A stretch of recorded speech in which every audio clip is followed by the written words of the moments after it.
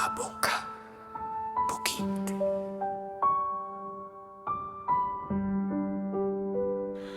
Gikan sa amon tudlo, habugin hulmas ang krus. Remember man, gikan ka sa bukid, kagbalik sa grasya. Sa hilom nga mga dalan sang sugbo, tumungo kag magampo. Para sa kapatan ka, adlaw nga paglakaw sa ining nga pigot nga dalan. Abo kag bukid, bukid kag abo. Gadala kita sang paglaom din ang mga aninong madala. Kamot nga tigpihos sa paghulat nga paaabam. Para sa gugma nga buksan ng pultahan sang langit. Ang mga tigulang nagsulti sang mga santos nga naglakaw kanihadtong panahon. Uban ang hubad nga til sa yuta, ilapag tuo sa tanan nga panahon.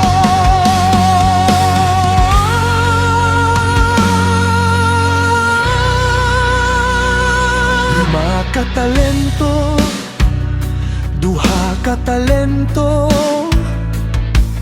isa nga ginabantayan.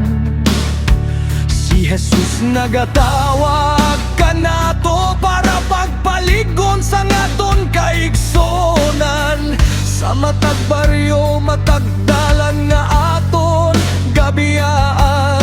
Aton ibahin ang aton mga kabilin kat tugutan ang iyagog mga magtubo.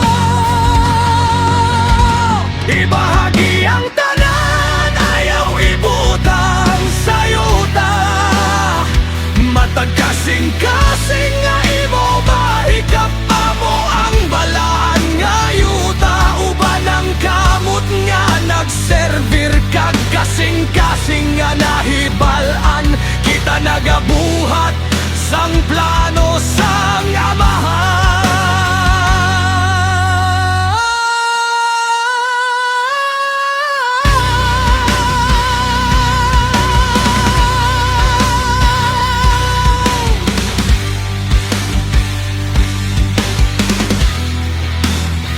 Mga pilak nga salapi, nagaling nga sa kangit-ngit nga bulwagan. Isang halik nga nagtapos sa labing ngit-ngit-ngit nga pagkahulog sa entablado. Kagdalan kita nagdulas ang daan nga istorya, kung paano ang gugma nagdala sang gibog at sang mga bakak nga wala matudluan. Tatlo mo kapisa para sa isa kagalag nga ginsupak. Bisan pa ang grasya labi kakusgan kaysa sa presyo nga atong bayran. Sa matag eksena sang senakulunya, aton makita kung paano ang gugma makahimo magtubo gikan sa kasakit. Talo sang tugid, tuwalya sa imo kamot. Limot ka sa akon at tubangan Ginoo. Bisan kung ikaw maalamat sa mga simbahan sang Sugbo, kita mo umulsubong nga adlaw para hugasan ng tiil sang isakag maluya nga magampo. Hugasin ang akon tiil, hugasin ang akon kasing-kasing nga limpyo. Tudloy ako kung paano pagmahalan sa masang imo gibuhat. Ini nga manja nga kabilin sang maluya nga pag-atiman.